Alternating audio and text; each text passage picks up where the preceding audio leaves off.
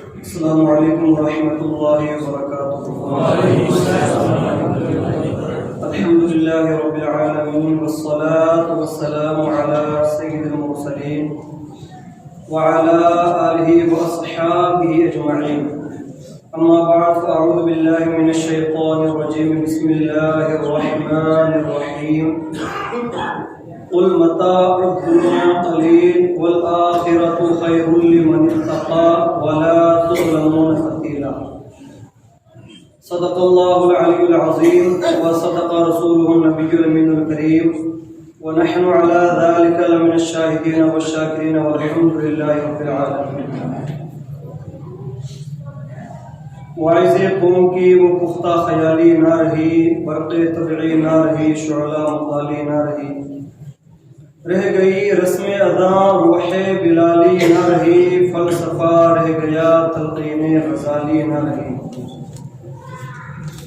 اور اسلام تیرے چاہنے والے نہ رہے، جن کا تو چاند تھا افسوس وہ حالے نہ رہے۔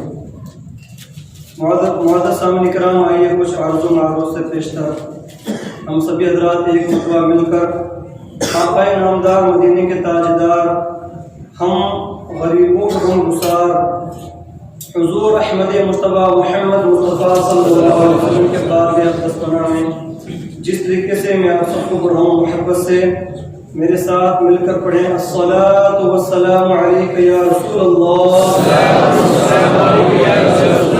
الصلاۃ والسلام علیک یا حبیب اللہ، الصلاۃ والسلام علیک یا نبی اللہ، وعلی آلک واصحابک یا نور اللہ، صلی اللہ تعالی علیہ وسلم۔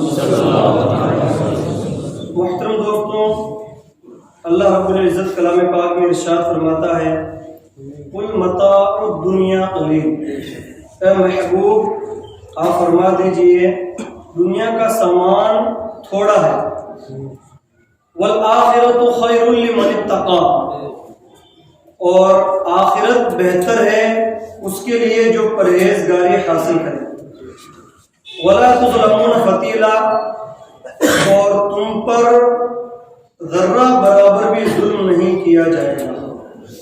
معزز سامعین کرام، یہ آیت مبارکہ بہت ہی اہم اور ہمارے لیے ایک عظیم ترین سبق ہے، اور دراصل کوئی بھی انسان ہو اس کے ساتھ میں دو طرح کا رشتہ ہوتا ہے، ایک تو ہوتا ہے ظاہری رشتہ اور ایک ہوتا ہے باطنی رشتہ جو دل سے ہوتا ہے۔ تو ظاہری رشتہ، ظاہری طریقہ یا ظاہری شکل و صورت کچھ بھی اسے کہہ لیں آپ، اور جو باطنی ہے وہ دل کا معاملہ ہے، سچ بولنا اور پرہیزگاری حاصل کرنا، ریاکاری نہیں کرنا، تو یہ باطنی معاملہ ہے۔ تو قرآن پاک اور حدیث پاک کی جب بھی آپ اس کی تلاوتیں کریں گے یا پڑھیں گے حدیث پاک، تو آپ کو اس بات کو ماننا پڑے گا کہ کلام پاک نے ظاہر سے زیادہ باطن کو سنوارنے پر توجہ دی، یعنی جتنا ہمارا ظاہر اچھا ہے ہمارا باطن اس کے برابر نہیں بلکہ اس سے بھی زیادہ اچھا ہونا چاہیے۔ یہ کلام پاک اور حدیث پاک ہمیں بتاتا ہے۔ اور جو آدمی اس بات پر عمل کرتا ہے، جو مسلمان، کہ اس کا باطن اچھا رہتا ہے، بھلے اس کا ظاہر کیسا ہی ہو، ظاہر خوبصورت ہو یا نہ ہو، کپڑے بہت ہی بہترین ہو یا نارمل ہو، جیسے بھی ہو، لیکن اگر اس کا باطن اچھا ہے تو پھر وہ آدمی سکون والی زندگی گزارتا ہے۔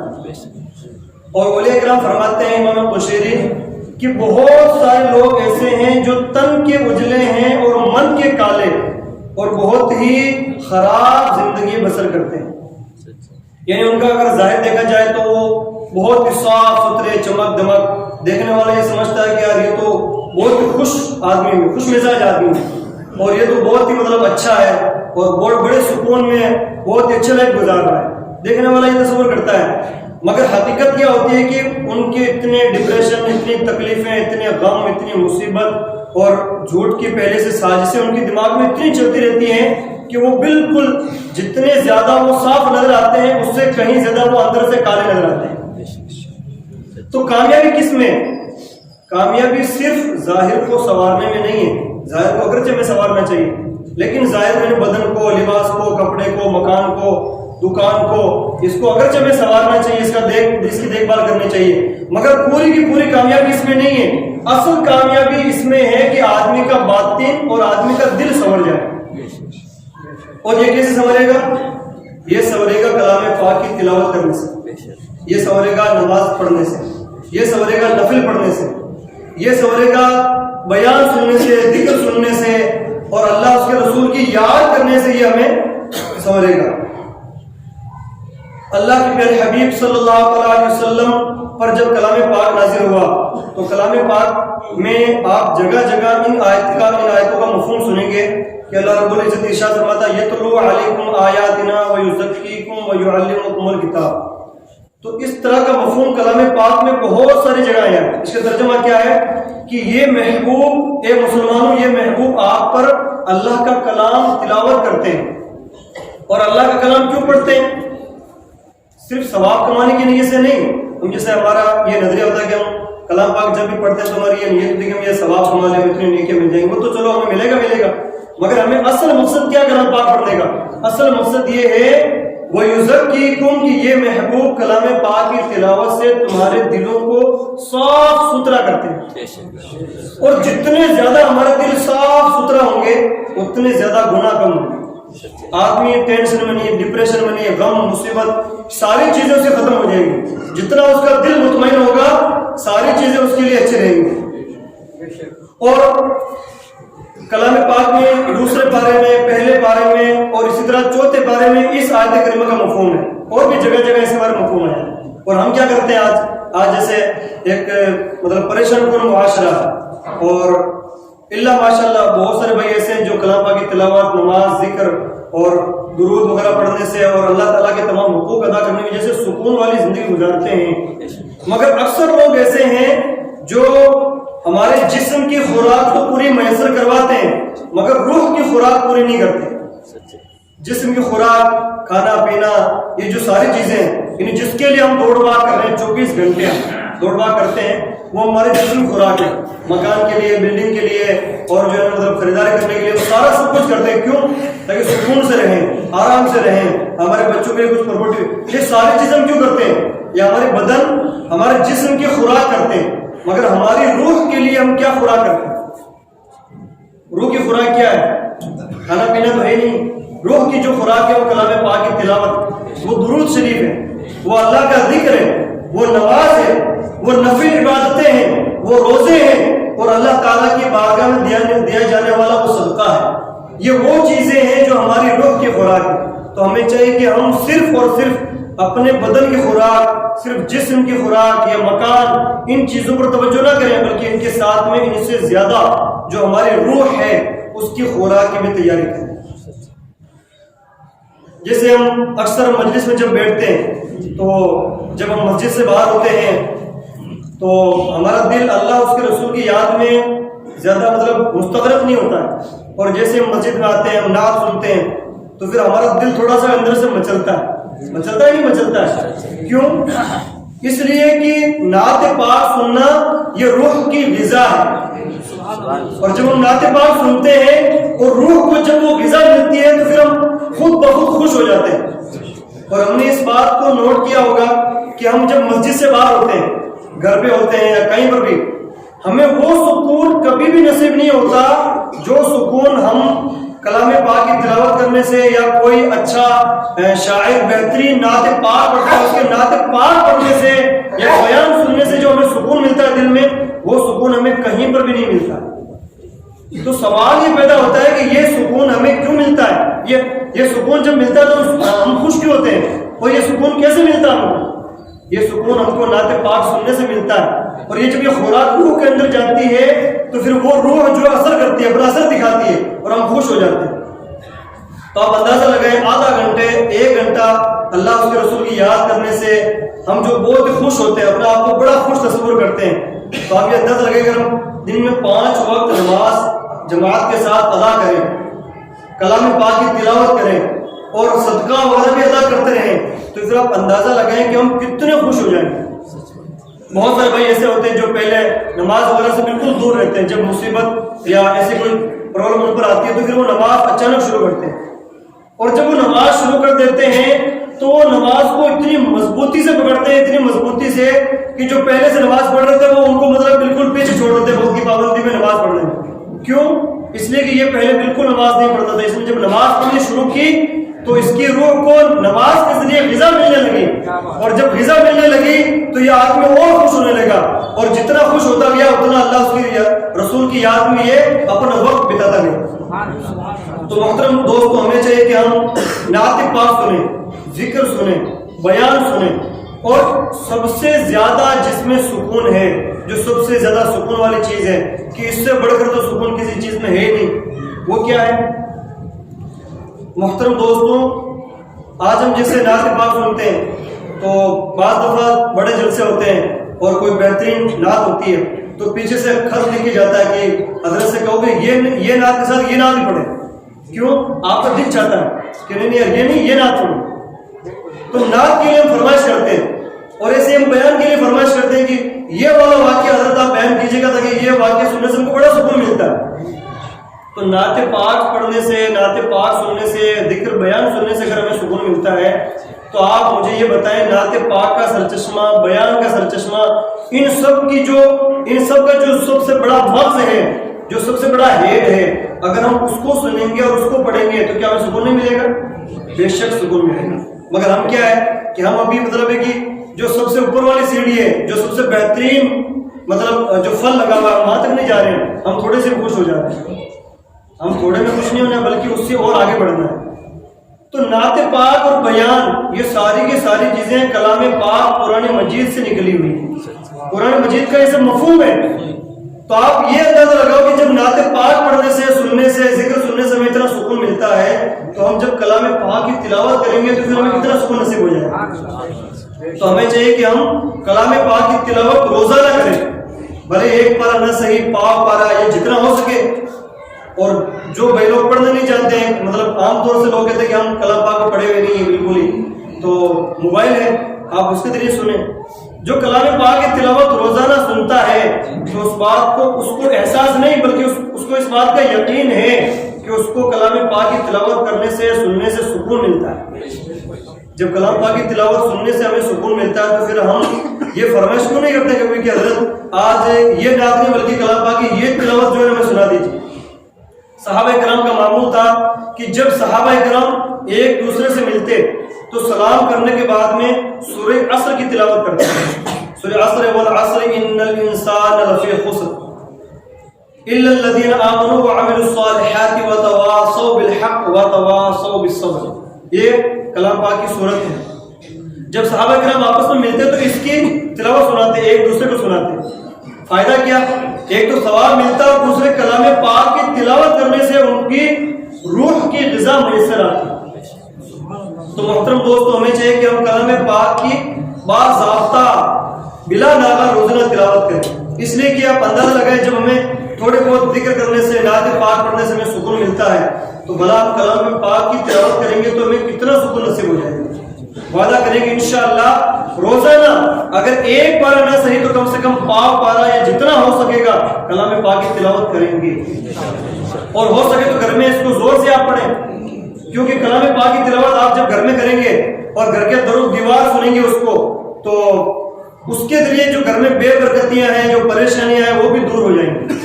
حدیث پاک کا مفہوم ہے کہ جس گھر میں سورہ بقرہ کی تلاوت کی جاتی ہے تو جنات تو کیا اگر شیطان بھی اس گھر میں رہتے ہوں تو وہ بھی سارے کے سارے بھاگ جائیں گے۔ اب آپ اس بات کا اندازہ لگائیں کہ جب سورہ بقرہ کی تلاوت سے جنات اور شیطان جو سب سے بڑے دشمن ہیں انسان کے، ایک مسلمان کے سب سے بڑے دشمن ہیں، مسلمان کے نہیں انسان کے بھی دشمن ہیں، تو جب یہ دشمن کلام پاک کی تلاوت سے بھاگ سکتے ہیں تو اس کے علاوہ جو چھوٹی موٹی پریشانی ہے وہ تو بلا شبہ بھاگ سکتی ہیں۔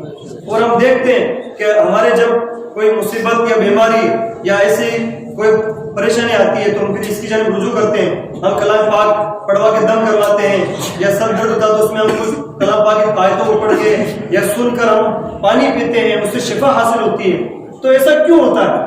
ایسا اسی لیے ہوتا ہے کہ یہ روح کی غذا ہے، اور روح کی غذا جب روح تک پہنچتی ہے تو بلا شبہ روح کو سکون ملتا ہے، تو وہ درد بھی دور ہو جاتا ہے۔ محترم دوستوں، بعض دفعہ ہم جب ایسے واقعات سنتے ہیں تو لوگ کہتے ہیں کہ صوفیاء اکرام اور اولیاء اکرام جو بہت پہلے گزرے ہیں، تو اکثر ہم روایت میں سنتے ہیں کہ فلاں بزرگ کو پیارے آقا صلی اللہ علیہ وسلم نے اتنا مرتبہ مطلب جو ان کا دیدار نصیب ہوا حضور کا، اور انہوں نے حضور کی کتنی مرتبہ، کسی نے کتنی مرتبہ، کسی نے، اس طرح میں ایک سلسلہ ہے کہ بہت سارے صحابہ اکرام، بزرگان دین، اولیاء اکرام، وہ مطلب اکثر نہیں تو مہینے میں ایک دن یا سال میں ایک دن، ان کی زندگی کے بہت سارے واقعات ایسے ہوتے ہیں کہ وہ اکثر پیارے آقا صلی اللہ علیہ وسلم کی زیارت ان کو نصیب ہوتی ہے۔ اب ہم جب سنتے ہیں تو ہم یہ سوچتے ہیں یار ایسا کیسے ہو سکتا ہے؟ ہم میں سے تو مطلب اللہ ماشاءاللہ ہو سکتا ہے چند حضرات ایسے جن کو پیارے آقا صلی اللہ علیہ وسلم کی زیارت نصیب خواب میں ہوئی ہے۔ ایسے ہوتے ہیں نیک بندے، کوئی ضروری نہیں جو سامنے آ کے کہتے ہیں کہ نہیں مجھے نصیب ہوئی ہے، تو ایسا نہیں، بلکہ یہ تو نیکیاں ہیں، یہ چھپانے کا کام ہے۔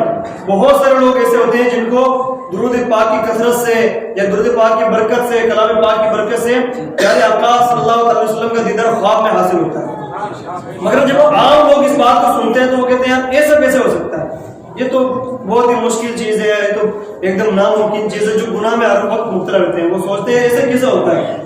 تو محترم دوستوں، مجھے یہ بتائیں کہ اکثر ہم جب دن میں کوئی کام کرتے ہیں، جیسے کوئی آدمی ایسا ہے جو دن میں گاڑیاں چلاتا ہے، یا کوئی آدمی ایسا ہے جو دن بھر خان کے اندر جو ہے مشینیں چلاتا ہے، تو رات میں اس کو کیا نظر آتا ہے؟ جو آدمی دن میں گاڑیاں چلائے گا رات میں بھی وہ گاڑی چلاتا ہے، اس کو خواب آئے گا نہیں آئے گا؟ اور جو آدمی دن میں خان میں کام کرے گا یا مشین چلائے گا یا اور بھی کوئی کام کرے گا، تو اگر وہ دن بھر یہ کام کرتا رہے گا رات کو بھی اس کو یہی خواب میں سب کچھ نظر آئے گا، بولو میں ایسا کر رہا تھا، میں ایسا کر رہا تھا، میں ایسا کر رہا تھا۔ کیوں؟ اس لیے کہ جو دن میں جو کام کرتا ہے رات میں خواب میں اس کو وہی کام نظر آتا ہے۔ تو آپ اندازہ لگاؤ جو اولیاء کرام، علماء کرام اور صوفیاء کرام گزرے ہیں وہ دن میں کیا کرتے تھے؟ وہ دن بھر اللہ اس کے رسول کی باتیں کرتے تھے، حدیث پاک سناتے تھے، ایک دوسرے کو نیکی کی دعوت دیتے تھے، پیارے آقا صلی اللہ علیہ وسلم پر درود پاک پڑھتے تھے۔ جب دن بھر ان کا یہی کام تھا تو پھر رات میں ان کو پیارے آقا صلی اللہ علیہ وسلم کی زیارت اگر نصیب نہیں ہوگی تو پھر کیا نصیب ہوگا؟ تو ہمیں چاہیے کہ ہم بھی اپنے دل کو سدھاریں، اپنے باطن کو سنواریں۔ انشاءاللہ ہمارا باطن سنورے گا تو ہو سکتا ہے کہ پیارے محبوب صلی اللہ علیہ وسلم ہم پر کرم فرمائے اور ہم کو بھی وہ جلوہ زیبا نصیب ہو جائے۔ اور محترم دوستوں،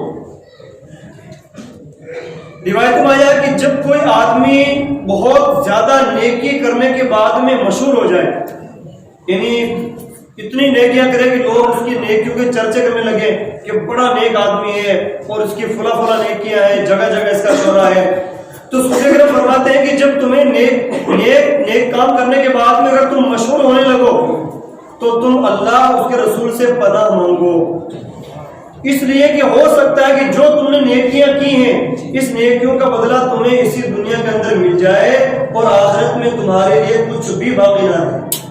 آج ہمارے دل میں ایسا ہوتا ہے کہ اگر میں 5 وقت نماز پڑھ دوں یا 100 روپے زکوٰۃ کی، 1000 روپے رسید کٹا دوں تو تھوڑا میں بولوں کسی کو کہ میں نے 1000 روپے کی رسید کٹائی، تو ہمارے دل میں ایسا ہوتا ہے۔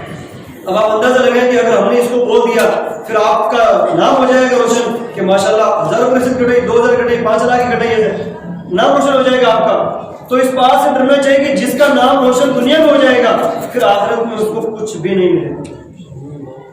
اور محترم دوستوں، عبداللہ بن حنظلہ رضی اللہ تعالیٰ عنہ جو بہت ہی بزرگ صحابی ہیں، ایک مرتبہ آپ روتے ہوئے گھر سے نکلے اور یہ چلا رہے تھے کہ میں منافق ہو گیا، میں منافق ہو گیا، میں منافق ہو گیا۔ تو حضرت ابو بکر صدیق رضی اللہ تعالیٰ کے پاس میں گئے اور آپ کے پاس ماجرا عرض کیا۔ حضرت ابو بکر نے فرمایا کہ آپ کا کیا معاملہ ہے؟ کہا حضرت میں منافق ہو گیا۔ کہا منافق کیسے ہو گئے؟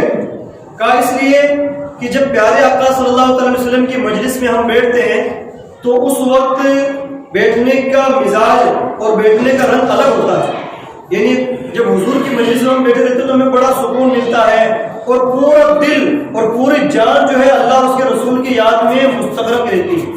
اور جب حضور کے دربار سے ہم نکل جاتے ہیں، گھر پہ رہتے ہیں، نماز پڑھتے ہیں یا کوئی دوسرا کام کرتے ہیں، تو پھر میرے دل کی کیفیت وہ نہیں رہتی جو حضور کے دربار میں رہتی ہے۔ تو اس لیے میں تو منافق ہو گیا, میرا دل ایک جگہ جمع نہیں ہو رہا ہے. تو حضرت ابوبکر صدیق رضی اللہ تعالیٰ عنہ نے فرمایا کہ بھائی حنظلہ, اگر تمہارے ساتھ یہ پریشانی ہے تو کوئی دقت والی بات نہیں ہے, اس لیے کہ یہ پریشانی تو دوسرے بہت سارے صحابہ اکرام کے ساتھ بھی ہے. آج ہمارا بھی ایسا مسئلہ ہے کہ ہم جب مسجد میں آتے ہیں جمعہ کے دن یا مجلس میں, تو پھر ہمارا دل بالکل نیک ہو جاتا ہے. ہم یہ سوچتے ہیں کہ انشاءاللہ نکلنے کے بعد میں اب کوئی گناہ نہیں کریں گے, اور جب باہر جاتے ہیں تو پھر تھوڑی سی تبدیلی آ جاتی ہے. تو حضرت ابوبکر صدیق رضی اللہ تعالیٰ عنہ نے فرمایا کہ یہی معاملہ دوسرے صحابہ کے ساتھ بھی ہے کہ وہ بھی جب مجلس میں ہوتے ہیں تو ان کی دل کی کیفیت الگ ہوتی ہے, اور جب مجلس سے نکلتے ہیں تو ان کی دل کی کیفیت بدل جاتی ہے. الغرض وہ چند صحابہ کو لے کر پیارے آقا صلی اللہ علیہ وسلم کی بارگاہ میں حاضر ہوئے اور عرض کیا کہ حضور یہ حنظلہ آئے ہیں, آپ ان کی بات سنیے. تو حنظلہ نے کہا یا رسول اللہ میں تو منافق ہو گیا. فرمایا کیسے حنظلہ؟ عرض کیا کہ اس لیے کہ میں جب آپ کی مجلس میں ہوتا ہوں تو میرا دل اور میری جان پوری آپ کی جانب مستغرق ہوتی ہے اور دل حاضر رہتا ہے, اور جب یہاں سے باہر نکل جاتا ہوں تو پھر جو ہے میرا دل مطمئن نہیں رہتا, اور مجھے ویسا سکون نصیب نہیں ہوتا جیسے آپ کی مجلس میں ملتا. تو پیارے آقا صلی اللہ علیہ وسلم نے فرمایا, یہ حدیث پاک ہے, فرمایا کہ تمہارے اندر جو دل کے اندر یہ جو کیفیت پیدا ہوئی ہے کہ میرا دل کبھی ایسا ہو رہا ہے کبھی ایسا ہو رہا ہے, میں منافق تو نہیں ہو گیا. فرمایا یہ جو تمہارے دل کے اندر یہ کیفیت پیدا ہوئی ہے یہی کیفیت ایمان کا حصہ ہے. تو جس دل کے اندر ایسی کیفیت پیدا نہیں ہوتی ہے, مسجد میں آئے تو بھی برابر, باہر نکلے تو بھی برابر, بیان سن لیا تو بھی ویسا دل, بیان نہیں سنا تو بھی ویسا ہی دل, تو اس آدمی کو اللہ اس کے رسول سے معافی مانگنی چاہیے, توبہ کرنی چاہیے. جس کا دل مجلس میں آنے کے بعد میں مسجد میں آنے میں بدلتا نہیں, اس کا دل ویسا کا ویسا ہی جیسے گھر میں رہتا ہے, تو پھر اس کو توبہ کرنی چاہیے. تو محترم دوستوں, ہمیں چاہیے کہ ہم اپنے اندر احساس پیدا کریں اور اپنے باطن کو سنواریں. حضرت عمر فاروق اعظم رضی اللہ تعالیٰ عنہ کے بارگاہ میں ایک شخص آیا اور فرمایا کہ میں کچھ وعظ کہنا چاہتا ہوں, کچھ باتیں کرنا چاہتا ہوں, بیان کرنا چاہتا ہوں. تو آپ نے فرمایا وعظ مت کہنا, اس لیے کہ تمہارے دل کے اندر یہ جو تمنا پیدا ہو رہی ہے کہ میں وعظ کہوں تاکہ لوگ میرے وعظ کو سنیں, میری بات کو سنیں اور مجھے بڑا جانے اور میرا نام روشن ہو جائے, تو یہ ریاکاری ہے. تو محترم دوستوں, ہمیں چاہیے کہ ہم اس طرح کی ریاکاری سے بچیں. جب ہم اس طرح کی بھی ریاکاری سے بچیں گے تو انشاءاللہ ہمارا دل پاک اور صاف ہوگا. حضرت انس بن مالک رضی اللہ تعالیٰ عنہ, آج جیسے ہم بہت سارے مصروفیات بہت سارے کام مصروف رہتے ہیں تو ہم نیکی کے لیے وقت نہیں نکال پاتے, اور حقیقت تو یہ ہے کہ ہماری مصروفیت کچھ بھی نہیں ہے. مصروفیت تو پیارے آقا صلی اللہ تعالیٰ علیہ وسلم کی تھی کہ آپ نے 23 سالہ زندگی میں انقلاب برپا کر دیا. پھر بھی حضرت انس بن مالک رضی اللہ تعالیٰ عنہ ارشاد فرماتے ہیں کہ میں حضور صلی اللہ علیہ وسلم کو دیکھتا کہ فارغ وقت جیسے ہوتا آپ نفل میں مشغول ہو جاتے, نفل نماز میں مشغول ہو جاتے ہیں, اور آج ہماری حالت ہے کہ ہم جو فرض نماز ادا نہیں کرتے اس پر. کیوں؟ محترم دوستوں, ہمیں اس پر غور کرنا چاہیے. ہمیں اپنا روحانی تعلق مضبوط کرنا چاہیے, اور ہم کتنے مضبوط ہیں. ہم جیسے بولتے ہیں کلمہ پڑھنے والے ہیں, ہم بے شک سچے پکے مسلمان ہیں, تو ہم اس کا جائزہ لیں, اور اس کے جائزہ لینے کے بہت سارے طریقے ہیں. آدمی سوچتا ہے کہ نہیں میں 5 وقت نماز پڑھ رہا ہوں تو بے شک میں تو پکا اور ایک دم سچا ہوں. ہم نے دیکھا کہ جیسے میٹنگ ہو رہی ہے اور میٹنگ 4 بجے شروع ہوئی اور 5 بجے عصر کا وقت ہو گیا, اب میٹنگ چل رہی ہے اور کسی صاحب نے بول دیا کہ صاحب چلیے اب نماز پڑھتے ہیں, تو سارے لوگ بیٹھے ہیں, میٹنگ کر رہے ہیں, باتیں کر رہے ہیں. جیسے ہی نماز کا وقت ہوگا یا نماز کے لیے بولا جائے گا تو بولیں گے نہیں صاحب ابھی مجھے ارجنٹ کام یاد آ گیا, میں پہلے وہ کام کر کے آتا ہوں پھر نماز پڑھتا ہوں. اب آپ اندازہ لگائیں, مسجد حاضر ہے, مسجد بالکل قریب ہے, پھر بھی نماز نہیں پڑھ رہے بلکہ پہلے اپنا دوسرا کام کر رہے ہیں, اور اس کے بعد نماز پڑھیں گے نہیں پڑھ اللہ جانے. تو ان کا جو روحانی رشتہ ہے وہ مضبوط نہیں بلکہ بہت ہی کمزور ہے. یہ ہمارے روحانی رشتے کی اور ہمارے باطن کو سدھارنے کی ایک ذریعہ ہے. اگر ہم اس طرح دیکھیں کہ ہمارا دل اس طرح بگڑ گیا ہے کہ نماز کا وقت ہونے سے ہم نماز کے لیے نہیں جاتے ہیں, تو ہمیں اللہ اس کے رسول کی بارگاہ میں توبہ کرنی چاہیے, معافی مانگنی چاہیے. محترم دوستوں, حضرت ابو سعید خدری رضی اللہ تعالیٰ عنہ ارشاد فرماتے ہیں کہ ایک مرتبہ آپ تلاوت فرما رہے تھے, تو تلاوت فرماتے ہوئے اچانک جو ہے پیارے آقا صلی اللہ علیہ وسلم نے آپ کی تلاوت سنی, بہت خوش ہوئے اور جب حضور چلے گئے تو دربار میں آپ وہ بھی تشریف لائے تو پیارے آقا صلی اللہ علیہ وسلم نے ارشاد فرمایا کہ ابو سعید خدری آج میں تمہارے کلام پاک کی تلاوت سن رہا تھا اور مجھے بہت ہی اچھا لگا کہ تم بہت اچھے طریقے سے کلام پاک کی تلاوت کرتے ہو۔ حضرت ابو سعید خدری ارشاد فرماتے ہیں، عرض کرتے ہیں یا رسول اللہ، اگر مجھے اس بات کا علم ہوتا کہ میرے کلام پاک کی تلاوت آپ سن رہے ہیں تو میں اور زیادہ اس کو بنا بنا کے پڑھتا، بہترین خوبصورت لہجے میں تلاوت کرتا۔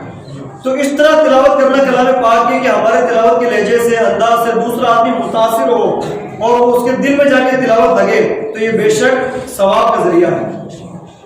محترم دوستوں، آج ہم کلام پاک کی تلاوت کرتے ہیں، بلکہ بعض الفاظ بھی ایسے ہیں کہ جب رمضان قریب آتا ہے ان سے پوچھا جاتا ہے کہ حضرت کیا کر رہے ہیں، بولا بس اب رمضان قریب آ گیا تو کلام پاک کی تلاوت کرنا۔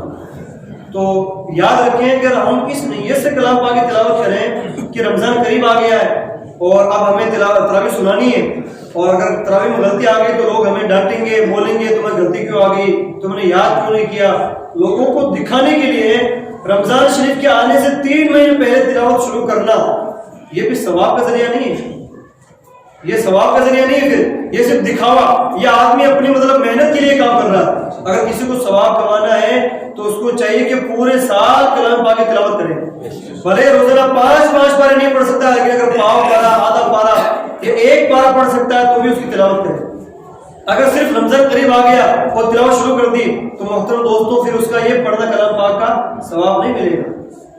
اب آپ اندازہ لگائیں کہ کلام پاک کا پڑھنا ہمیں کب ثواب ملے گا اور کب نہیں ملے گا۔ اور محترم دوستوں، پیارے آقا صلی اللہ علیہ وسلم بارگاہ میں چند غریب صحابہ حاضر ہوئے، یعنی ان کے پاس میں مال و دولت کی کمی تھی، وہ حاضر ہوئے، عرض کی یا رسول اللہ صلی اللہ علیہ وسلم، جو امیر صحابہ ہیں جن کے پاس میں اللہ نے دولت دی ہے وہ نماز بھی پڑھتے ہیں، روزہ بھی رکھتے ہیں اور اس کے ساتھ ساتھ میں کچھ صدقہ وغیرہ بھی کرتے ہیں، تو اس بہانے ہماری بھی نمازیں ہیں، ہمارے بھی روزے ہیں، لیکن ان کے صدقہ اور زکوٰۃ دینے کی وجہ سے اللہ تعالیٰ ان کو زیادہ اجر عطا فرماتا ہے۔ تو آپ ہم کیا کریں؟ آپ ہم کو کچھ ایسا ارشاد فرمائیے کہ ہم بھی ان کے برابر پہنچ جائیں۔ اب صحابہ کرام کو ثواب کمانے کا اور اپنے آپ کو سدھارنے کا اور ایک دوسرے سے آگے بڑھنے کا کتنا شوق تھا۔ آج جیسے ہمارے اندر شوق ہوتا ہے نا، بھائی نے اگر بلڈنگ بنا لی یا ہمارے کسی دوست نے بہترین گاڑی خرید لی تو ہماری خواہش یہ ہوتی ہے کہ اس سے نئے ورژن والی گاڑی میں خریدوں گا، یا انہوں نے جو مکان بنایا ہے یہ ڈیزائن پرانا ہو گیا اور نئے ڈیزائن کا مکان میں جو بناؤں گا۔ ایسا ہوتا ہی نہیں ہوتا ہے، ہم ایک دوسرے سے سبقت کرتے ہیں کہ نہیں میں اس سے آگے بڑھوں گا۔ اگر یہ حسد ہے تو ناجائز ہے، اور یوں ہی رش کے یا کسی کا برا نہ چاہتے ہوئے اگر کسی نے یوں کیا تو کوئی دقت نہیں ہے۔ ہمارے یہاں اکثر یہ حسد ہوتا ہے، جلن، کس نے ایسا کیا ہمیں اس سے اور بہترین کروں گا۔ اور ہمیں کرنا کیا چاہیے؟ ہمیں نیکیوں میں ایک دوسرے سے سبقت کرنا چاہیے۔ صحابہ کرام دو طرح کے صحابہ تھے، ایک نماز پڑھتے تھے، روزہ رکھتے تھے، وہ بھی کرتے تھے، لیکن ایک صحابہ وہ تھے جن کے پاس دولت تھی تو وہ صدقہ دیتے تھے۔ اب ظاہر سی بات، صدقہ دینے سے نعمت، دولت اور یہ ثواب میں اضافہ ہوتا تھا، تو وہ حضور کے بارے میں حاضر ہو گیا، یا رسول اللہ یہ تو ہم سے آگے جا رہے ہیں اور ہم ان سے پیچھے چلے رہے ہیں، ہمیں آپ کو ارشاد فرمائے تھا کہ ہم بھی ان سے آگے نکل جائیں۔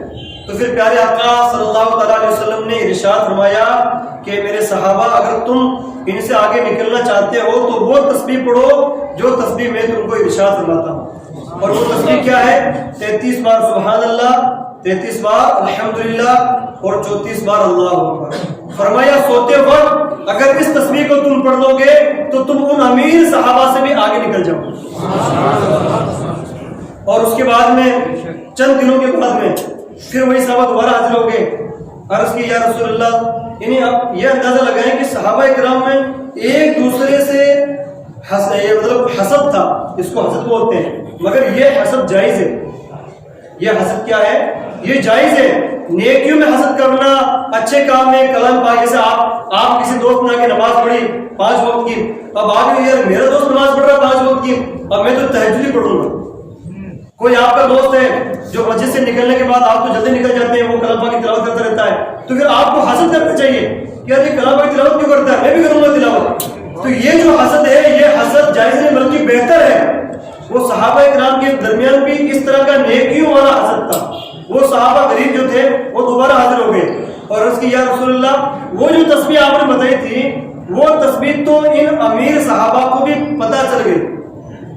اب میں نے ان میں سے ایک صحابی عرض کیا یا رسول اللہ میں رات میں تسبیح پڑھ رہا تھا اور میرے جو پڑوس صحابی ہیں جو امیر ہیں وہ بھی رات کو اس کو پڑھ رہے تھے, میں نے سنا ان کی زبان سے, تو یا رسول اللہ وہ بھی پڑھنے لگے, ہم کیا کریں؟ آپ یہ اندازہ لگائیں کہ صحابہ کرام میں ایک دوسرے سے نیکیوں میں آگے بڑھنے کا کتنا جذبہ تھا. تو حضور نے فرمایا کہ اے میرے صحابہ اب اس کا تو کوئی چارہ نہیں, ذالک فضل اللہ یؤتی من یشاء, یہ اللہ کا فضل ہے, اللہ جسے چاہے عطا فرماتا ہے. تو محترم دوستو ہمیں بھی ایسا دل بنانا چاہیے کہ ہمارا بھائی نماز پڑھ رہا ہے تو میں زیادہ نماز پڑھوں گا, یہ کلام پاک تلاوت کیوں کر رہا ہے میں صدقہ کروں گا, یہ اگر اس نے 100 روپے کی صدقے کی رسید کٹائی ہے تو میں اب 200 روپے کٹاؤں گا. اس نے اگر کسی دوسرے کا بھلا کیا ہے یا اس نے نیکیوں کی وجہ سے یہ بہت ہی فیمس ہو رہا ہے, مشہور ہو رہا ہے, تو میں بھی نیکیوں والا کام کروں گا, میں بھی فیمس اور میں بھی مشہور ہونا چاہتا ہوں. تو جو نیکیوں کام میں اس طرح کا حسد کرے اللہ تعالیٰ اس کو بہترین اجر عطا فرماتا ہے. سید احمد کبیر رفاعی رحمۃ اللہ تعالیٰ علیہ جو بہت ہی بڑے بزرگ گزرے ہیں اور سیدنا اعلیٰ حضرت رضی اللہ تعالیٰ عنہ نے آپ کی تعریف فرمائی ہے. آپ فرماتے ہیں کہ ایک مرتبہ سید کبیر احمد رفاعی ایک کھیت کی ایک منڈیر سے گزر رہے تھے. جیسے کھیت میں دونوں طرف پانی ہوتا ہے, سبزہ والا ہوا ہوتا ہے, بیچ میں ہلکی سی پگڈنڈی ہوتی ہے تاکہ صرف وہ گزرنے کے لیے ہوتی ہے, اور سائڈ میں پانی وغیرہ جہاں سبزہ زیادہ ہوتا ہے اس میں پانی کا استعمال کرتے ہیں. تو ایک پگڈنڈی سے گزر رہے تھے, سامنے سے کتا آ گیا, اور جب آپ نے کتے کو دیکھا تو کچھ دیر کتے کو دیکھا اور اس کے بعد میں پھر آپ خاموش ہو گئے. پھر عرض کی اے مولا تعالیٰ, اللہ کے بارے میں کیا اللہ اس کتے کو زبان عطا فرما تاکہ میں اس سے گفتگو کر سکوں, اس لیے کہ میرے آنے سے کتا ہلا نہیں, یہ سمجھدار کتا لگتا ہے. تو اللہ تعالیٰ نے اس کتے کو زبان عطا فرمائی اور آپ نے کہا کہ کتے مجھے جگہ دے تاکہ میں ادھر سے نکل جاؤں. تو کتے نے کہا کہ نہیں آپ مجھے جگہ دیجیے تاکہ میں یہاں سے نکل جاؤں. پھر فرمایا ایک کتے کہ میں یہاں سے اس لیے نکلنا چاہتا ہوں کہ میری نماز عصر کا وقت جا رہا ہے, اگر میں نیچے اتروں گا پانی میں ایک سائڈ میں اتروں گا تو میرے کپڑے گندے ہو جائیں گے اور پھر میں عصر کی نماز ادا نہیں کر پاؤں گا, تاخیر ہو جائے گی, مجھے نماز عصر پڑھنی ہے, اس لیے میں جانا چاہ رہا ہوں. تو کتے نے کہا اگر آپ نیچے اترنے سے گندے ہو جائیں گے تو میں بھی نیچے اترنے سے گندا ہو جاؤں گا, میں بھی نیچے اترنے سے گندا ہو جاؤں گا, میں نیچے کیوں اتروں؟ آپ نے پھر فرمایا تو کتا ہے, تیرے اوپر کوئی نماز فرض نہیں ہے, پھر تو کیوں نیچے نہیں اترنا چاہتا؟ تو سید کبیر احمد رفاعی نے جب یہ اس کتے سے فرمایا تو کتے نے کہا کہ اس کا مطلب آپ مجھے گندا سمجھتے ہیں, آپ مجھے ہلکا سمجھتے ہیں اور اپنے آپ کو اتنا پاکیزہ سمجھتے ہیں کہ آپ پانی میں بھی اترنے کا وعدہ نہیں کرتے. تو سیدنا کبیر احمد رفاعی رحمۃ اللہ تعالی فرماتے ہیں کہ میں اس کے بعد میں پانی میں اترا اور کتا گزرا اور اس کے بعد میں واپس میں وہاں جا کے اس رستے سے گزرا. فرماتے ہیں کہ اگر میں اس کتے کو پانی میں نیچے اتارتا تو میرے دل کے اندر جو ایک اپنے تعلق سے بڑھوتری پیدا ہوگی کہ میں تو بہت ہی افضل و اعلیٰ ہوں, یہ کتا بہت ہی منحوس ہے. میرا دل جو اپنے آپ کو بہت ہی بلند ترین سمجھ رہا تھا, یہ جو تکبر میرے دل کے اندر پیدا ہو جاتا, میں اس تکبر کو کس طرح دھلتا. آپ اندازہ لگائیں اللہ کے ولی اپنے دل کو صاف اور پاک کرنے کی کتنی کوشش کرتے ہیں اور آج ہم کتنی کوشش کرتے ہیں. ہمیں چاہیے کہ ہم کلام پاک کی تلاوت کریں اور کلام پاک کی تلاوت سنیں, نماز بھی پڑھیں اور بیان بھی سنیں, نعت بھی سنیں. جس طرح محترم دوستو یہ تو حقیقت ہے کہ ہم صرف جو ہے جیسے پروگرام ہوتا ہے, جلسہ ہوتا ہے, تو یہ تو ہم جب بھی بیان سنتے ہیں یا نعت پاک سنتے ہیں تو ہم بہت خوش ہوتے ہیں کہ بڑا اچھا بیان ہے, بڑی اچھی نعت پاک ہے. بھلا اندازہ لگاؤ جب نعت پاک سننے سے ہم کو دلی سکون نصیب ہوتا ہے, بیان سننے سے, ذکر سننے سے اور واقعات سننے سے ہمیں جب دلی سکون حاصل ہوتا ہے, تو یہ اندازہ لگائیں جن سے نعت پاک ملی ہے انہیں کلام پاک کی تلاوت سے ہمیں کتنا سکون نصیب ہوگا اس کا تو ہم اندازہ ہی نہیں لگا سکتے. مگر ہماری عادت کیا ہے کہ ہم صرف یہی چیزیں سننا چاہتے ہیں, اس کے ساتھ میں ہم کلام پاک کی تلاوت لازم کر لیں, لازم. اگر اس کو ہم لازم نہیں کریں گے تو پھر کیا ہوگا؟ آج غیر لوگ کہہ رہے ہیں کہ ہمارے جب حکومت آئے گی تو ہم ان کے کلام پاک کو بالکل اس پر جو ہے پابندی لگائیں گے. تو ہمیں چاہیے کہ اس طرح کی نوبت آئے گی نہیں انشاءاللہ, اس لیے کہ کلام پاک پر پابندی لگانے سے کیا ہوگا؟ یہ کلام پاک تو وہ ہے جو ہمارے مسلمان بھائیوں کے بچوں کے سینوں میں محفوظ ہے۔ تو محترم دوستو، ہمیں چاہیے کہ کلام پاک کی تلاوت کریں، ذکر کریں، نعت پاک سنیں، اور جب ہم مسجد میں آئیں تو مسجد میں بھی چند وقت گزار کر یا نماز پڑھ کے ترنت نہ چلا جائے، بلکہ اگر ہمارے وقت مل جائے تو ہم کچھ دیر اللہ اس کے رسول کی یاد گزاریں۔ سلطان صلاح الدین ایوبی رحمۃ اللہ تعالیٰ علیہ ایک مرتبہ رات میں بڑے پریشان تھے، بزرگ سے ملاقات ہوئی، کہا پریشان کیوں؟ کہا اس لیے کہ صبح جنگ ہونی ہے اور خبر یہ ملی ہے کہ عیسائیوں کا ایک بیڑا آ رہا ہے، اور جس بیڑے کی وجہ سے اگر وہ بیڑا یہاں پہنچ گیا تو ہماری مشکل اور بڑھ جائے گی۔ تو سلطان صلاح الدین ایوبی رات پر رونے لگے، خوب روئے۔ وہ بزرگ فرماتے ہیں کہ ایک مرتبہ میں رات کو اٹھ کے دیکھا کہ سلطان صلاح الدین ایوبی کی آنکھوں سے آنسو نکل رہے ہیں۔ جب صبح ہوئی تو سلطان صلاح الدین ایوبی بہت ہی خوش تھے۔ بزرگ نے کہا کہ آپ بڑے خوش نظر آ رہے ہیں، کیا مسئلہ ہے؟ کہ رات کو جو عیسائیوں کا بیڑا آ رہا تھا، وہ بیڑا خبر یہ ملی ہے کہ وہ بیڑا سمندر کے اندر غرق ہو گیا ہے۔ تو وہ بزرگ فرماتے ہیں اے سلطان صلاح الدین ایوبی، وہ بیڑا سمندر کے اندر نہیں ڈوبا ہے، وہ بیڑا تمہارے آنسوؤں کے قطروں کے اندر ڈوب گیا ہے، تمہارے آنسوؤں کے اندر اتنا اثر ہے۔ تو محترم دوستو، ہمیں بھی چاہیے کہ ہمیں جب توفیق نصیب ہو جائے تو ہم اللہ اس کے رسول کی بارگاہ میں جو روئیں، گڑ گڑائیں، توبہ کریں، اور ہو سکے تو ہمارے آنکھوں سے جو آنسو نکلے یہ بھی ہمارے لیے بخشش کا ذریعہ بن جائے۔